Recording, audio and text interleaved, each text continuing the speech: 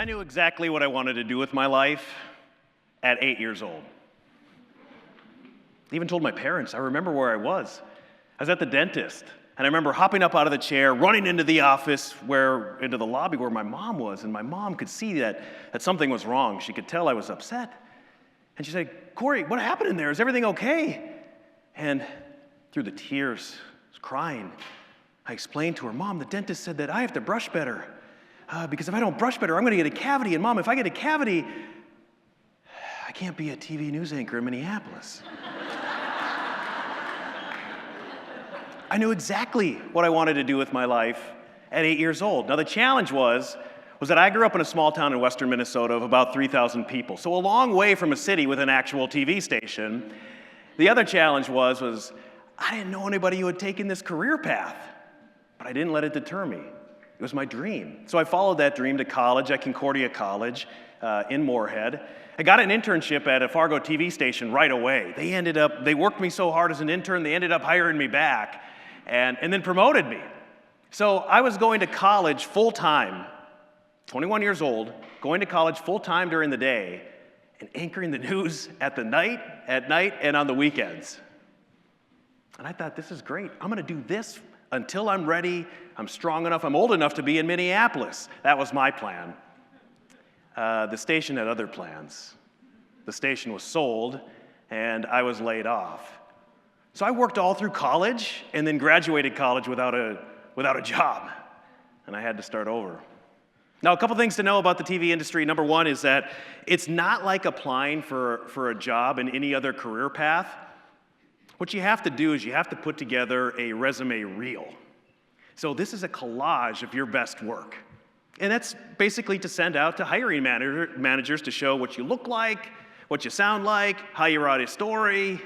Now, back in the early 2000s, what you'd do is you'd put that resume reel on a VHS tape. You'd slide it in an envelope, and you'd send it through the mail, which I did 147 times across the country before I finally heard something back, and I got a yes in Helena, Montana. My second opportunity, and I was so excited. Now, the other thing to know about the TV industry is that it's broken down in terms of market size. So there are 210 television markets in the country, and they're ranked by number. So number one is New York City, it's the biggest. Number two is LA, 3 is Chicago, Minneapolis is about 15. Helena, Montana is 205 of 210. But I was happy. I was there for 3 years, and it was time to move on. So 126 more VHS tapes before I finally got another opportunity in another small market, number 175 in Elmira, New York. A couple years there, Rochester, New York, Austin, Texas, Houston, Texas, and then finally, in 2015, I made it home to Minneapolis, to KARE 11 and the NBC station. 350 rejections, laid off twice, and it was a dream come true. And I worked passionately. I even earned 2 Emmys for Outstanding TV Anchor while at KARE. And I thought, I'm going to do that for the rest of my life. But as we get older, our priorities change. A couple things changed for me. Number one, my wife and I, we had 3 kids within 17 months.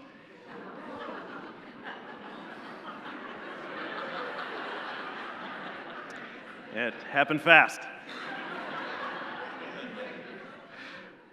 But as parents, we know there's nothing more important than raising your kids in a loving, supportive, caring, present home. But number two, the other thing that shifted for me, working in a city, when I'd proudly share that I'm from a small town, I was almost always met with some sort of negative reaction, some version of, wow, good for you, you made it out of there. Which I found odd, and so I started paying close attention to how small towns are being portrayed and really what the outside world thinks about small towns. And it turns out there are a lot of negative stereotypes associated with rural America. A lot of them. which I also found interesting too, because I think back to my hometown in Perham, which is a thriving small town in western Minnesota, and it's full of talented people who could live anywhere. They could live in a big city. They could live in a different country. They choose this small town. So I wondered, where do these negative stereotypes come from? And how long has this been going on? And it turns out the negative stereotypes come from everywhere, and it's been going on for a very long time. So I'm going to focus in on three major issues on how these negative stereotypes have become to be here. Number one, the mainstream media, the news. The way the news is constructed is that it is in a large city. They are not going to go to a small town a long way away for something positive. It's just not how the medium is set up. Now, a flood, a tornado, sure, an untimely death, yeah, they'll be there. They'll be there for a week, but not for something positive. So what this does is it now broadcasts a negative story to a mostly urban audience. And that mostly urban audience is left there sitting at home, might be their only impression of that small town, might be the only time they've ever heard of it, and they're left saying, yeah, glad I don't live there. Only wild, crazy, horrible things happen out there. It's negative. Number two is pop culture. Think about the plot for nearly every single movie or TV show that's set in a small town. Well, it's the person who was living in the big city, they couldn't quite make it, and now they have to move back home, their tail between their legs because they're a failure. They might even have to live in their parents' basement. What a loser. It's negative, right? And number three, politics. We have a two-party system that has ignited division. The way that these two parties engage with their base is to pit us against one another, amplifying this rural versus urban divide.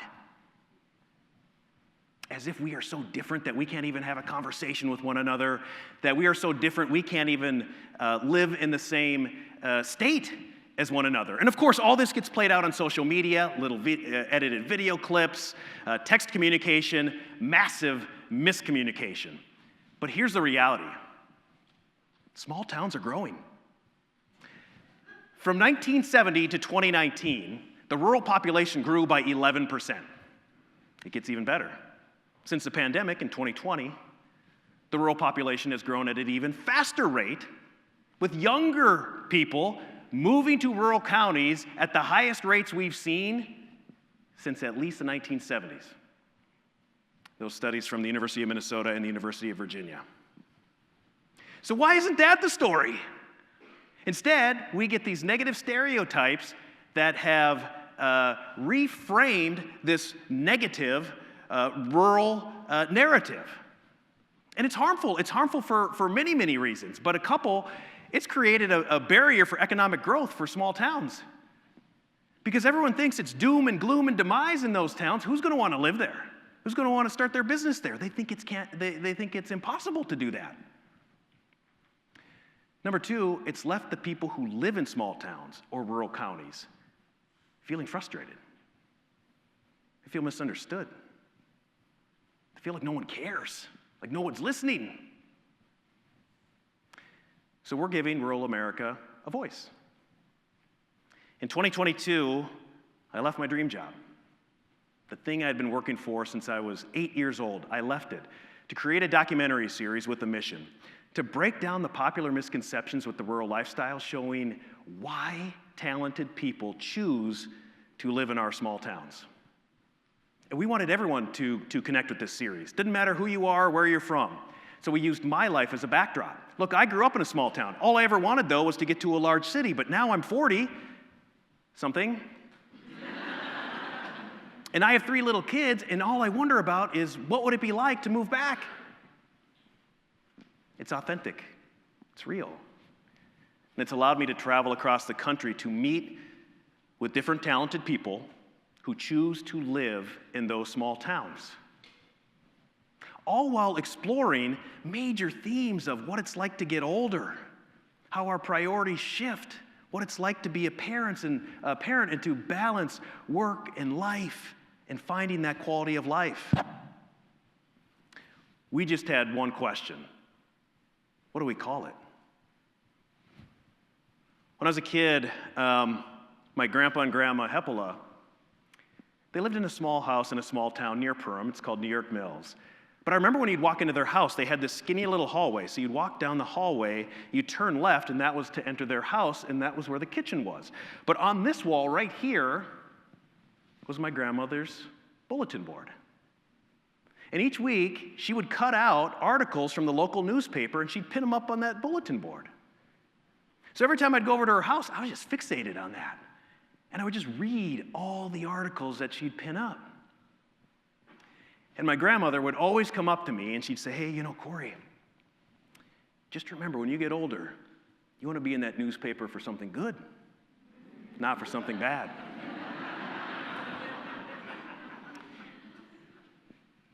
I don't think she was joking. I think she was serious, but it became an ongoing joke for us. Well, we lost my grandmother too early in 2006. I'd forgotten about her bulletin board.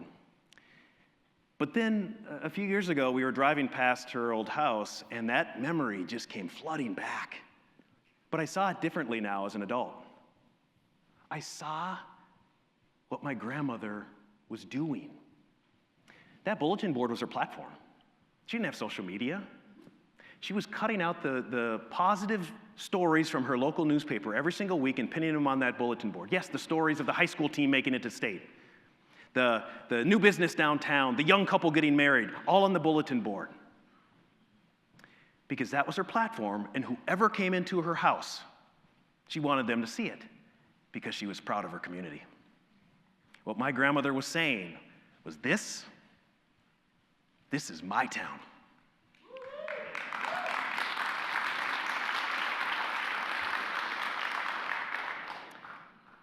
What's on your bulletin board? Now, your community can be a number of things. Yes, it can be your small town. It could be the neighborhood in your city. It could be your family. It could be your school. It could be your church. What are you choosing to communicate about your community to the rest of the world? Are you pinning up the positive stories? Or are you choosing to cut out the negative stories? It matters.